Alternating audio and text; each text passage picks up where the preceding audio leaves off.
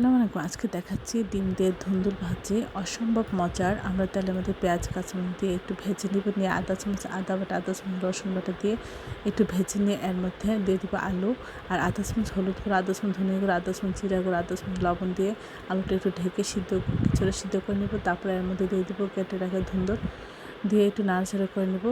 আর এটাতে একটু পানি উঠে যাবে, এই জন্য চুলাটা একটু বাড়িয়ে দিব। তারপর কিছুটা শুকানোর পর আমরা মাঝখানে তেল দিয়ে একটা ডিম দিয়ে দিব, দিয়ে ডিমটা সমস্ত ভাজির সাথে মিশিয়ে দিব এবং আস্তে আস্তে নাড়াচাড়া করবো, নিচে যেন লেগে না যায় খেয়াল করব। আর পানিটা শুকিয়ে ফেলার চেষ্টা করব, একটু জোরে চলে দিয়ে আর বারবার নাড়াচাড়া করবো। সব কিছু ঠিক থাকলে আমরা নামিয়ে পরিবেশন করব। এই ভাজিটা অসম্ভব মজা হয় ভাত রুটির সাথে। আশা করি আপনারা একবার হলেও এই রেসিপিটা ট্রাই করবেন এবং প্রিয়জনকে করে খাওয়াবেন। সব আমার চ্যানেলটি লাইক এবং শেয়ার দেবেন, সাবস্ক্রাইব করবেন এবং প্রিয়জনকে বেশি বেশি করে শেয়ার দেবেন। আমার চ্যানেলে সব রকমের রান্নার রেসিপি রয়েছে, আশা করি দেখবেন। অনেকক্ষণ আজকে দেখাচ্ছি দারুণ মজার ডিম দিয়ে ধুন্দুল রান্না।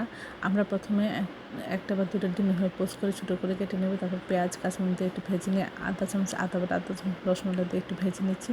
তারপর সামান্য পানি দিয়ে আদা চামচ লবণ, আদা চামচ হলুদ গুঁড়ো, আদা চামচ জিরা গুঁড়া, 1 চামচ ধনিয়া গুঁড়া দিয়ে খুব ভালো করে কষিয়ে নিব। কষানো হয়ে গেলে আমরা তারপরে এর মধ্যে পরিমাণ মতো জল দেবো এবং কেটে রাখা ডিম এর মধ্যে ঢেলে দেবো। তারপর সব কিছু সাথে জাল হবে, ঝোলটা কমে মাখা মাখা হবে, সব কিছু ঠিক হবে, তখন নামিয়ে পরিবেশন করব। এটা খেতে অসম্ভব মজা লাগে, বাচ্চা থেকে বড় সবাই খুব পছন্দ করে। আশা করি এই রেসিপিটা এইভাবে একবার হলেও আপনারা বাসায় ট্রাই করে দেখবেন। সব আমার চ্যানেল লাইক এবং শেয়ার দেবেন, সাবস্ক্রাইব করবেন এবং প্রিয়জনকে বেশি বেশি করে শেয়ার দেবেন। আমার চ্যানেলে সব রকমের রান্নার রেসিপি রয়েছে, আশা করে দেখবেন। আর এই সুস্বাদু রান্নাটি একবার হলো ট্রাই করে আপনাদের প্রিয়জন এবং বাচ্চাদের খাওয়াবেন। সবাই খুব পছন্দ করবে, আশা করি।